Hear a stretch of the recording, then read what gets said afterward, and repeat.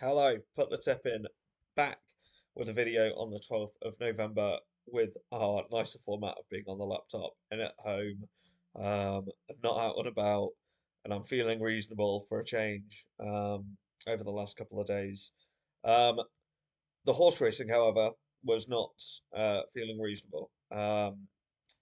So obviously I did those videos to kind of give you the a brief update of our last couple of videos. First of all, from a football point of view, Conor Bradley, you beauty, uh, getting carded was always going to against Doku and Cherky, in my opinion. And then in the horse racing that day, obviously we only had the couple of horses, and Irish Panther 6-1 back of the net. So, positive on both fronts. Um, However, yesterday kind of wiped out that positivity. Um, it was a bit frustrating. So, I actually had three horses for you yesterday, but one of them, because of when I got out of the interview, um, one of them didn't end up landing. I just didn't get on in time to give you it. And that one actually placed at 6-1, which was express surprise. Um, Blue Universe was close but no cigar, and Piper's Cross was close but no cigar. Blue Universe, to be fair, I thought was given a very good ride. Just came up against some improving sorts. Whereas Piper's Cross sat second from last the whole time, was left with way too much to do. The race was very clearly developing in front um, of the horse, and the jockey just sat and did nothing about it until it was too late. And then I think the energy exerted to kind of catch that pack was just too much. Very frustrating, is what it is. Um, in our tier two, uh, um, Baikal was an absolute dud, but Batwomen placed for us at 18-1 in our overpriced section. So it wasn't a total blank day. Um, what that was a nice little return. Um, just a bit frustrating that Fairy House got cancelled. We're clearly going to have some midweeks like that. But today I've got a fair whack of stuff for you. Just pulling up the bets. So our tier one today, uh, four, possibly five horses. It all depends.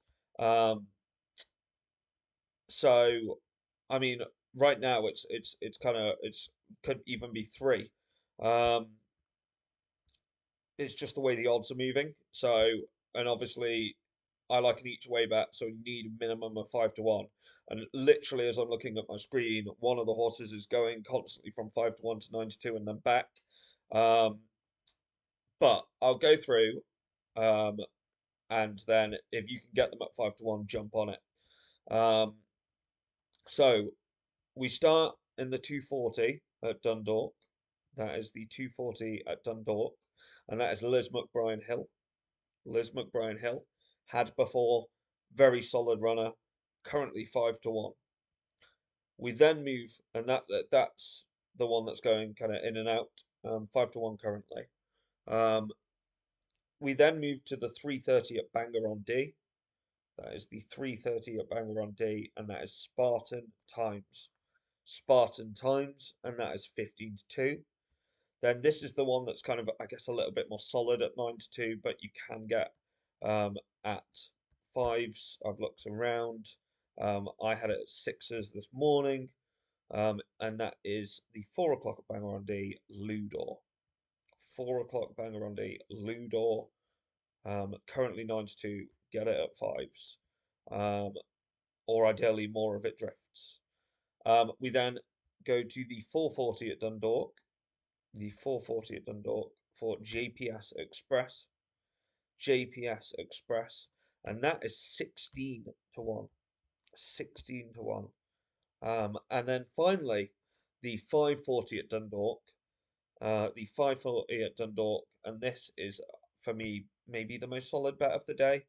Um, it's hard because quite a lot of these are competitive now with having the lesser rates meetings a day, but Mythical Rock. Mythical Rock in the 540 at Dundalk, and that is 10 to 1. So 5 horses, possibly 3, possibly 4, depends how the odds are going for you. Um, don't worry, we've got plenty in tier 2 as well. I'll just pull those up. So, oh, one of them, for whatever reason, is SPing me. Um, so, tier 2. Now, the first race, I've got some mentions afterwards. So, the first race, 1 o'clock banger on D. The 1 o'clock banger on D is Moonshine Man. Moonshine Man at 13 to 2. Um, I just want to mention that I do also really like fine casting and heard that in this race. I think it's a wide open race. It's tough. I just think Moonshine Man's probably the most solid option. Um, then we go to the 310 at Dundalk.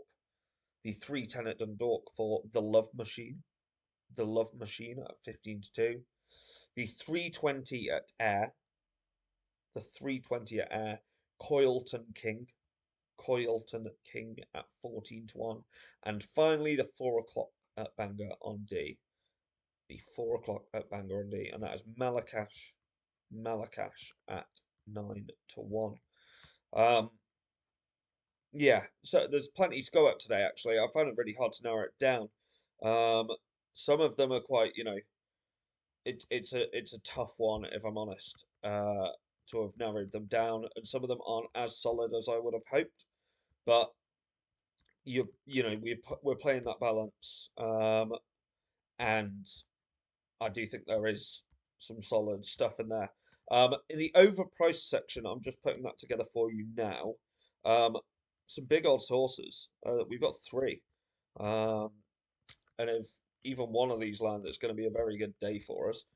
Because there's 333 to 1 shots I'm going to tip up in the overpriced section.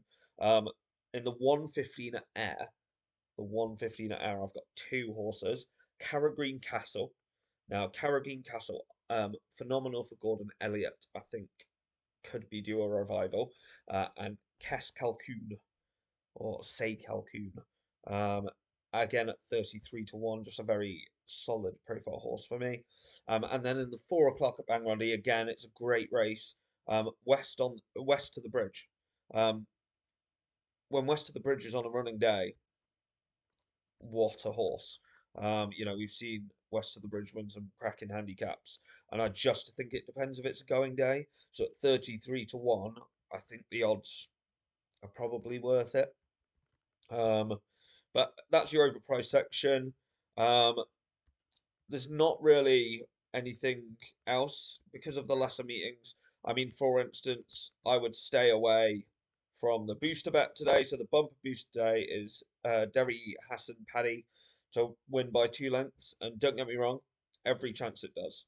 However, at just over even money, I cannot back it. 6 Mile Bridge is an absolutely solid horse and landed some really valuable races last year, including a Grade 2, and it ran a Grade 1, but slightly over an ideal distance at Cheltenham after a very competitive campaign. It was a Grade 1. It's not the end of the world, and somehow that makes it uncompetitive in the eyes of the bookies, not a chance. And even the third horse in that race, Gamesters Guy, look, realistically, it's probably not on the standard of the other 2, but also it's its first switch to chasing. Oliver Greenhall and Josh Guerrero, for me, have a really good yard, and you really don't know what they're going to produce. So I think that's a wide open race. I think it can be super competitive, and I certainly don't want to bet on a horse at 6 to 5 with any lengths involved. I would want to just bet it on the nose if that's how I was going to take it. Not a bet I like. Um, but that's all your stuff for today when it comes to the horses. Fingers crossed it's a better day. I need to look through the football. Again, there's not that much out there. Fingers crossed I find something, and I will see you very shortly. All right. Best of luck.